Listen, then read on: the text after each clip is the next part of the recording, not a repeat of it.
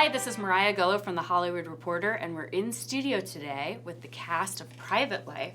I have director Tamara Jenkins. Hello. Stars Kathryn Hahn and Kayli Carter. Hi. Hi, how are you? Good. Thanks So for having wonderful us. to see you. Happy to be here. What a wonderful, strong female team we have here. Makes me very happy and proud. Tamara, I really would like to know what it took to make this movie. It took a lot of time. It took some cash.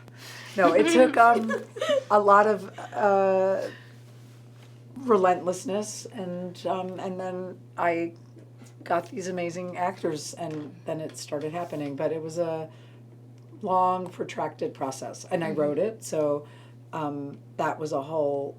It's like a separate category of pain. I don't know. I just can't believe how I was really, because I was talking to this person. I just said when I was sitting in the room when we were shooting the scene with you guys around the coffee table, like the burrito scene, let's call it that. Everybody was really working at their highest level, and it was really exciting. And Kathryn, you and Paul Giamatti, you both went to the same school. You went to Yale, but you had never met before? No, I was a minute behind. Uh-huh. Yeah, but we had never met before, and so strangely though, it really did feel, it like instantly fraternal. Like I just felt like it's like we had just known each other our whole lives. Like it just felt like we just immediately fell into like the same dumb jokes, and like it just felt so easy, like right off the bat. And you know, Tamara had set up such an easy, organic way for us to kind of just get to know each other, like kind of casually first. Like she made dinner for us. We kind of had these like kind of mellow rehearsals, like over a long period, kind of over, like we met once for dinner, and then a couple months went by, and then we had this like very kind of shortened rehearsal period, but it still kind of had the feel of that. Like we kind of had like sat around coffee tables. We just kind of stewed in each other's like Presence. Yeah. And then we added this like cutie to the mix, and it was like the perfect like last ingredient. It just like, you know, she's like a cook, really, like a perfect like a cook. Well, it's very cook-like. It is. Making a movie, because you're pouring in all these ingredients and wanting to create a certain flavor, but then it's very alchemy. Yes. Kayli, you just came out of drama school when you got this movie as well. A few years ago. I mean, it was a few years before I had done theater, and that's what I sort of thought I was going to continue doing for as long as they'd let me. It had been about a year and a half that I had been doing the same play, and I'd done one thing for Netflix previously, and then we took the play that I did with Mark Rylance to London, and the week I got back, this is the script that I read, which came in the nick of time because I was really in a crisis of what to do next that would make me feel that creatively fulfilled as doing a play in the West End, and it had to be something exceptional, and this script is exceptional. Yes. Can you talk a little bit about both your characters? I play Rachel. Rachel's a writer and playwright. Rachel's been married to Richard for a long time. They live in the East Village. She had dreams that didn't come true. It's almost like she's waking up from the fog of her like 20s and 30s and looking around. All of a sudden she like wakes up and she's in the same apartment in the same place, and everything that she thought, like, you know, it goes like this, and all of a sudden like everything that she thought was going to happen by then had not. And so she's kind of like reconciling with this new like reality of it looking the same, but she's older. You know, body's not behaving the way she wanted it to, biology's not working the same, like he's the same, but everything else is a little, so yeah, I would say that she's in her early midlife crisis. And Kayli, would you say your character was in a quarter life crisis? Yeah, yes. She's there. Totally. I It's play totally Sadie. true. Everybody's having some Everyone version. is. Everyone is. Molly's And then character Molly's is having as well. a- She's having a later midlife sort of crisis. Menopausal crisis. Yes. Yeah, Yes. I play Sadie. Very I'm totally. I'm Richard and Rachel's step niece. And I am making the decision to drop out of college, which I have been in for a long time without graduating and really finding what I want to be doing. And so there's a longing for her as well to try to fulfill those dreams that she has, and even identify what those dreams are and what she's good at, and if she's any good at it, which I know a lot of people who feel that way in their early to mid-20s. They just suddenly go, oh, I have to figure out what I'm going to do with the rest of my life now. And it doesn't always happen for everybody as quickly, and the path is not as straight as people would like it to be. And so she takes an alternate road and goes to stay with her step aunt and uncle in the East Village, and it takes her life in a very different direction than she was headed. Yeah, and there's so much humor in this movie, and a lot of it is connected to very vulnerable situations that people find themselves in that we can all relate to, like the abject depression of a waiting room, a doctor's waiting room, and the idea of your butt sticking to the paper on the medical, like when you have those. I mean, as somebody who's been to the doctor a lot recently, I can relate. Yeah. The indignities. Yes, a lot of indignities with this, for sure. Fluorescent indignities. Yeah. Yes. So some of the themes are, just how much women from whatever age they're at have to deal with the question of, fertility, having a child, having a career versus having a child. Why did you want to explore those, this very human condition? Because it is the female condition, and I had my own experience with infertility, and my husband and I had our own, saga. Kathryn puts it very well when she talks about that a woman's career, when she's building her career, is the exact moment when her fertility is at its most, ready. And so it doesn't match. Like by the time when you're building your career is when you should be having a child. And when you choose the career at that point and not the child, you might run into trouble. It doesn't happen for everybody. Some people are super lucky, and some people manage to do both at the same time. But it's a dilemma. There's a funny story when my husband and I were both in the thick of one. We did it in different chunks of time, but I think it was like our first round of doing a series of IVF things, and it was a mess. And our lives were all about, him being like the scientist in the kitchen, putting together the needle, the intramuscular needle, and putting on estrogen patches and going to the doctor's appointments and sonograms. We were in upstate New York, and we were like, let's just kind of take a break. And we went to the movies, and we found ourselves in a multiplex, and the movie that was playing was Knocked Up.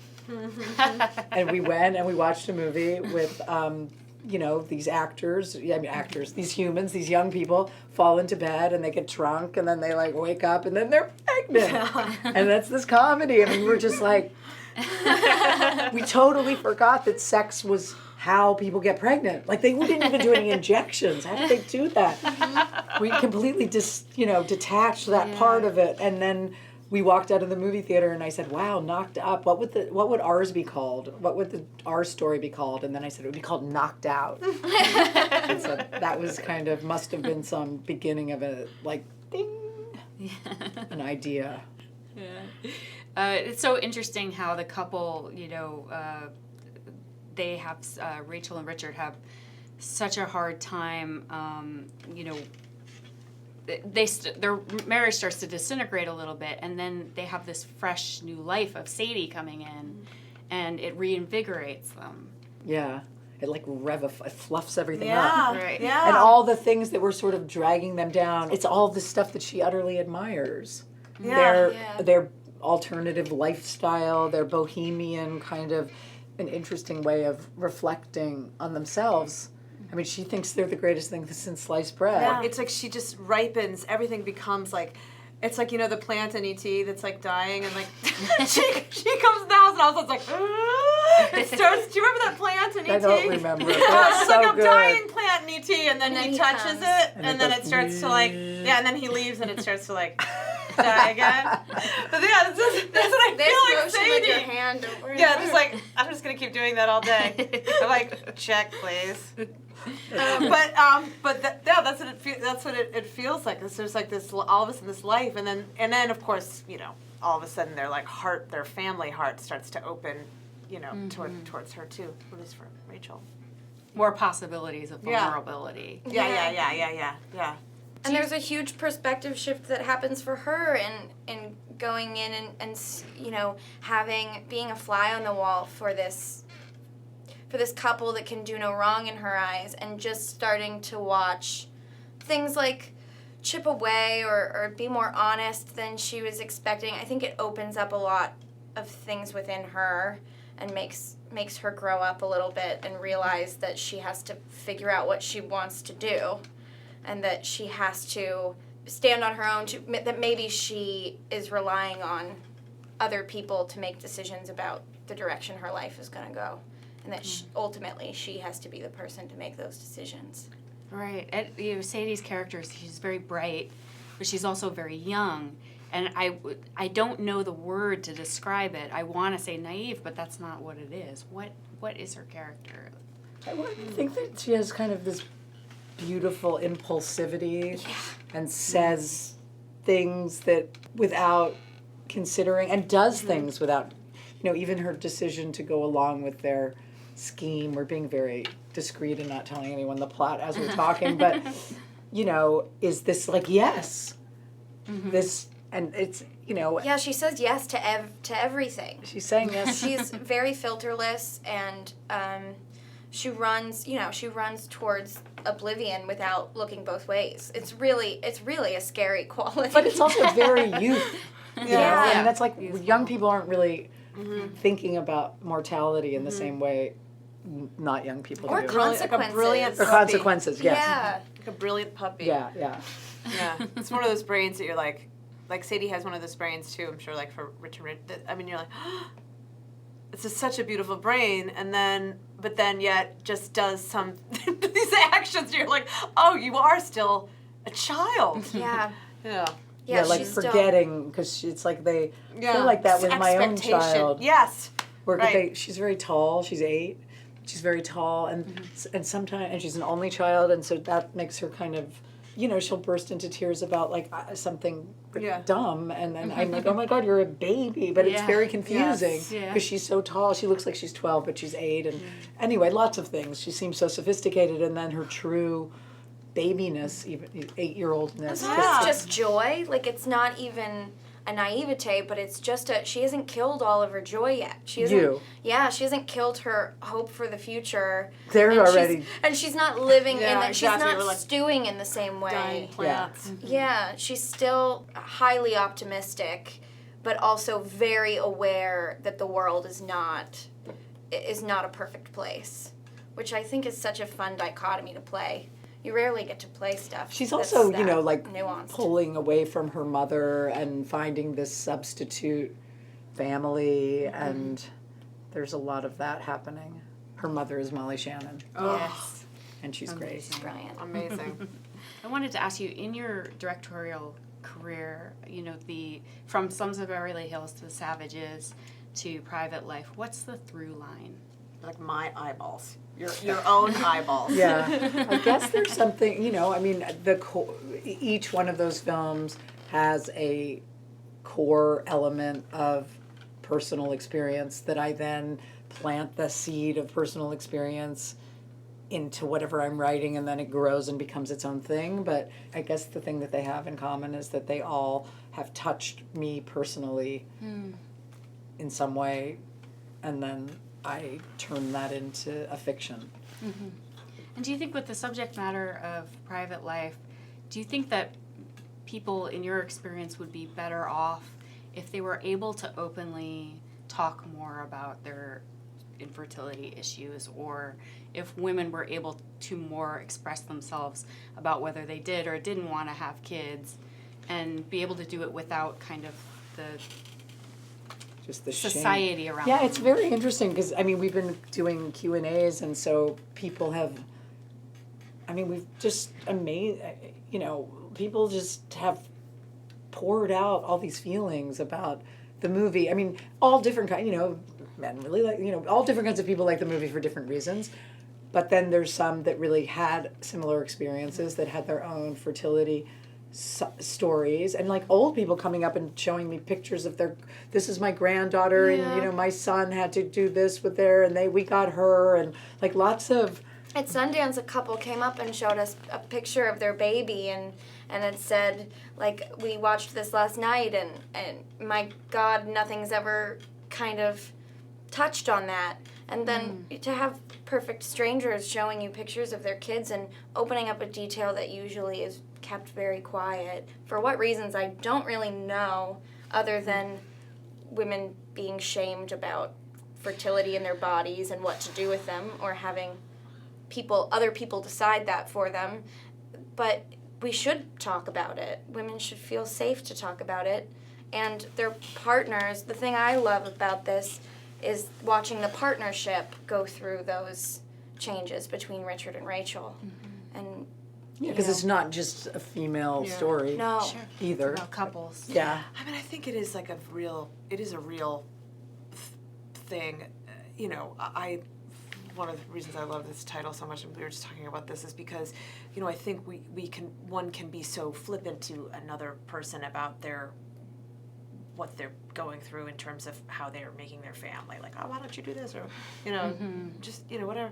And it is, so I cannot imagine the pain it is to go through what this is. I can't imagine what it must feel like to have your body betray you in those ways, or feel like you're on top of it, and to just then imagine what it is to not be able to do something you had been assuming was working, or was going to work, or whatever the timing. I can understand people wanting to protect their experience, but I'm certainly glad that, not that this is an issue movie like we keep saying, it's like a story about a marriage really, but it is exciting that there is something out there on the planet that touches on it for sure. That makes people that go through this thing feel less alone. I mean, that's what a couple of people have said, and and then I've been on the phone with all these men, like all the this, you know, I'm doing phone interviews with people, and I'm on the phone with this very young sounding man, and thinking that we're going to be talking about cinema. And then he says, "Oh my God, I just have to tell you, this is really crazy. But my wife and I, we're actually in the middle of doing this right now." Wow. And blah blah blah blah blah da da da da da. And he was, she watched it with me, and we just couldn't believe that it was. And he was so excited, a man, you know, like so excited to be able to.